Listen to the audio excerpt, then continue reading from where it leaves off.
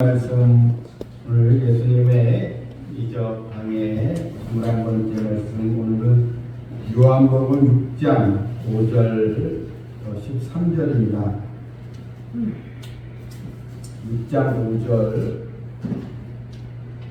예수께서 눈을 들어 큰 무리가 자기에게로 오는 것을 보시고 그들에게 이르시되 우리가 어디서 떡을 사서 이 사람들을 먹이겠느냐 하시니, 이렇게 말씀하시면 친히 어떻게 하실지를 아시고 빌립을 시험하고자 하십니다. 빌립이 대답하되 각 사람으로 조금씩 받게 할지라도 200데나리온의 떡이 부족하리라.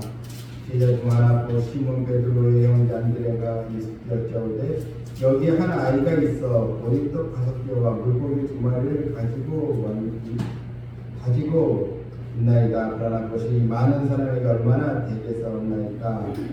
예수께서 이르시되 이 사람들도 앉게 하라 하시니 그곳에 잔디가 많은지라 사람들이 앉으니 수가 5,000명쯤 되더라.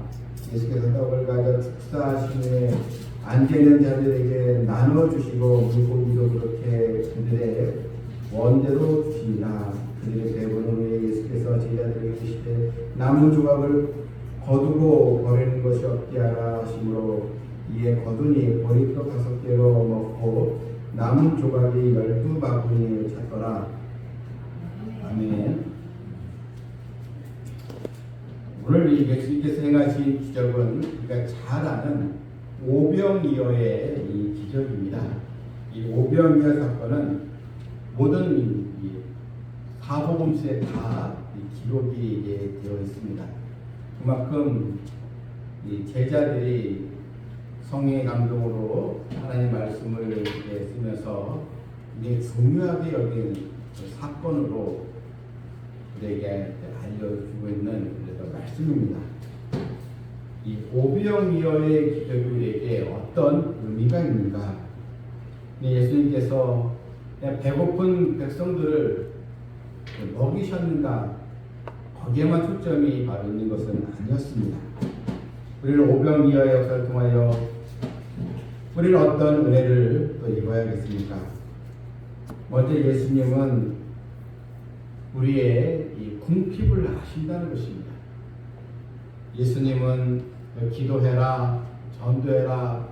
주님은 이런 신앙의 세계에만 관심 갖는 것이 아니고 우리의 일상생활도 주님은 다 지켜보고 계시고 관심을 가지고 계시다는 것입니다.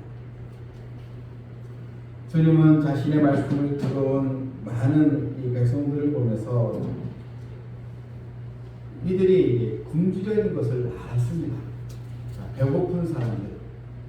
주님은 하늘나라 양식, 하늘나라 말씀을 선포하셨지만 주님은 이들에게도 내가 먹을 양식을 줘야 되지 않겠는가? 얼마나 배가 고프겠는가? 주님은 바로 이렇게 사랑의 주님이십니다. 우리의 삶과 형편을 아신다는 것입니다. 주님은 배고픈 자, 줄인 자, 가난한 자, 목마른 자의 심정을 아시고 이 문제도 주님은 해결해 줄 수 있는 우리의 능력에 바로 주가 바로 되어 주십니다. 주님은 이 오병이의 기적을 행하기 전에 먼저 제자들의 믿음을 시험을 하십니다. 주님은 당장 이 기적을 행하실 수도 있지만 이 제자들의 이 믿음을 한번 점검해 볼 필요가 있으신 것입니다. 주님은 이 빌립이라는 제자에게 5절 보니까요, 예수께서 눈을 들어 큰 무리가 자기에게 오는 것을 보시고 빌립에게 이르시되 우리가 어디서 떡을 사서 이 사람들을 먹이겠느냐.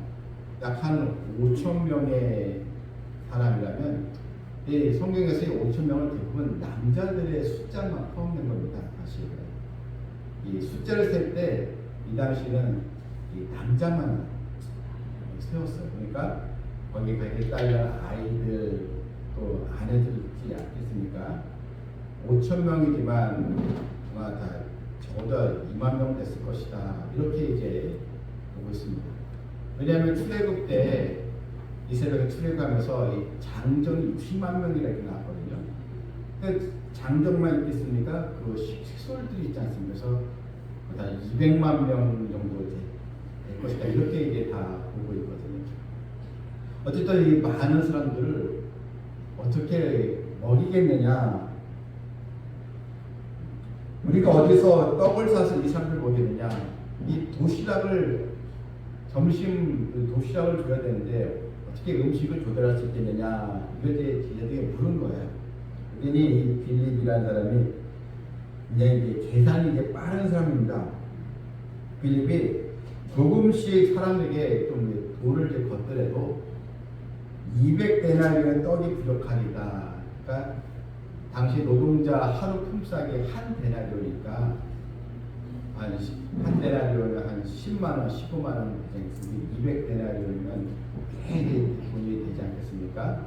한 적어도 한 2천만 원, 뭐 이렇게 계산을 이제 하게 된 것입니다. 그랬더니 오늘 보면 예수님께서 6절에 이렇게 말씀하시면 친히 어떻게 하실지를 아시고 빌립을 시험하고자 하십니다. 그래서 200데나리온 약 한 2천만 원 정도 금액이 필요합니다.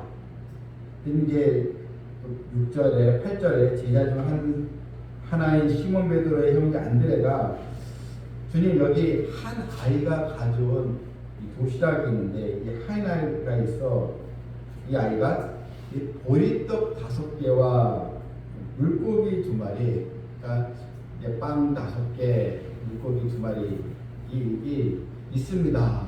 이렇게 얘기를 한 것입니다.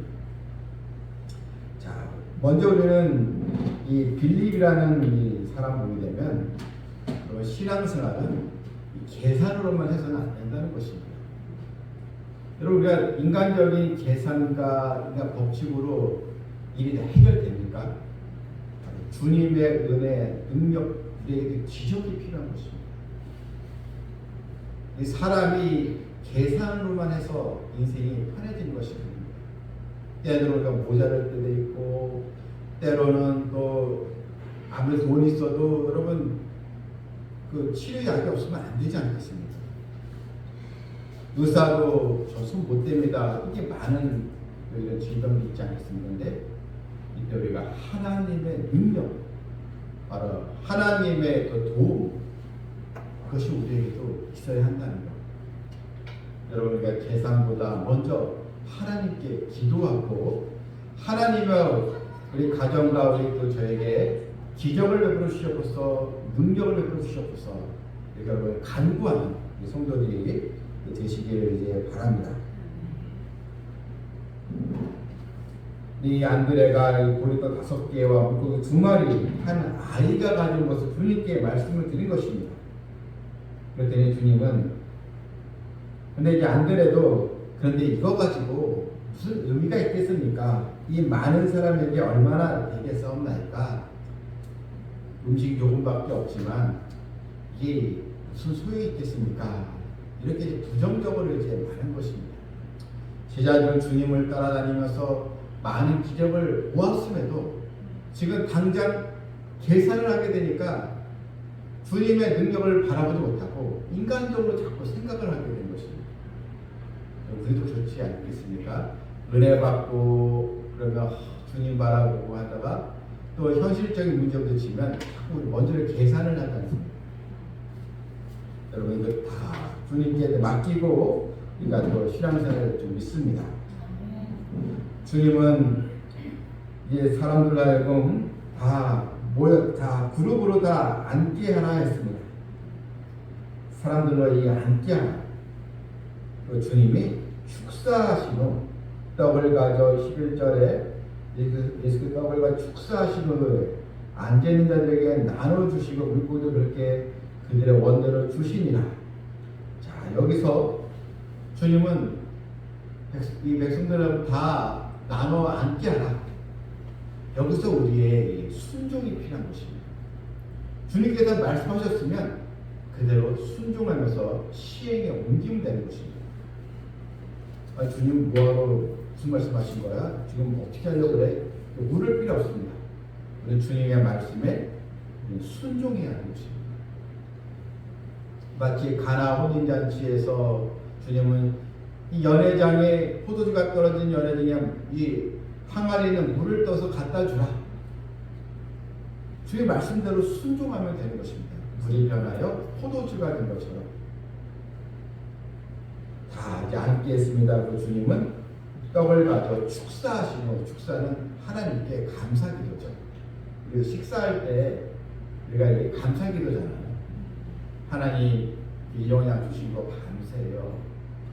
근데 어떤 목사님은 이 식사기도에 대해서 기독교인들이 굳이 식사기도를 할 필요 없다 이렇게 얘기를 하는 분이 있어요. 왜 그러냐니까 매일 반복적이라는 거예요. 반복기도니까 그냥 마음으로 감사하면 되지.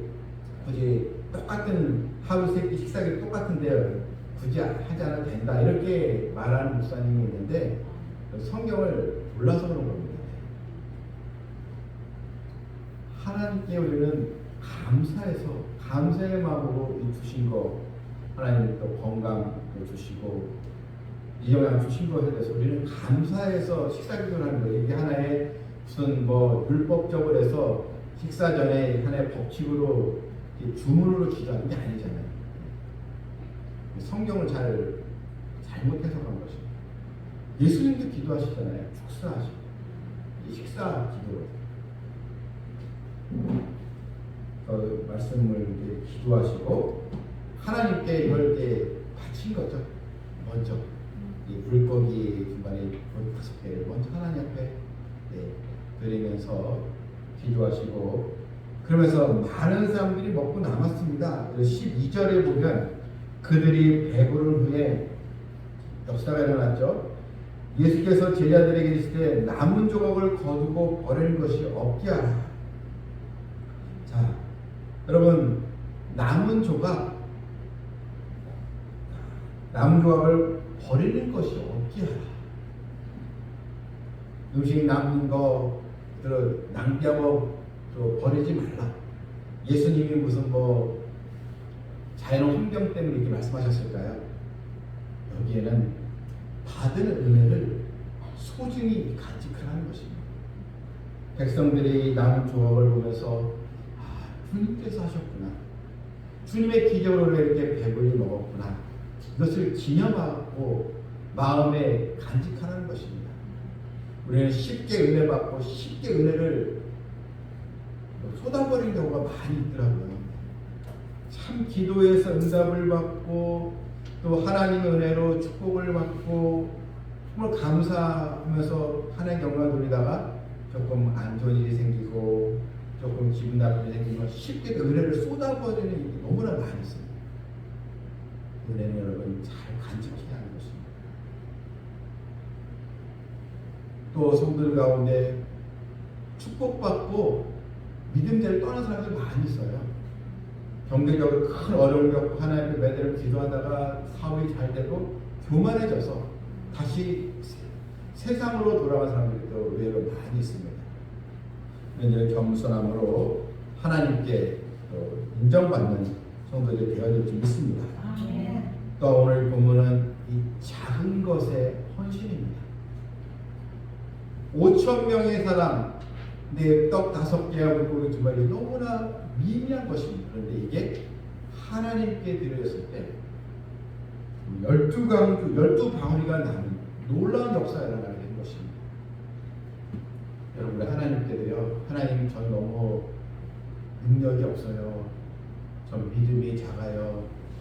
저는 또 가진 것도 많이 없어요. 그런데 이 작은 것이라도 하나님께 드렸을 때 하나님 그걸 받으시고 아주 몇백 배로 하나님은 보답해 주시는 걸 믿으시길 바랍니다. 여러분 이 한 아이의 헌신이죠. 당시 이런 또 넉넉한 상황에서 이 아이가 욕심 부리지 않고 그것도 다시 예수님께 가져온 거거든요.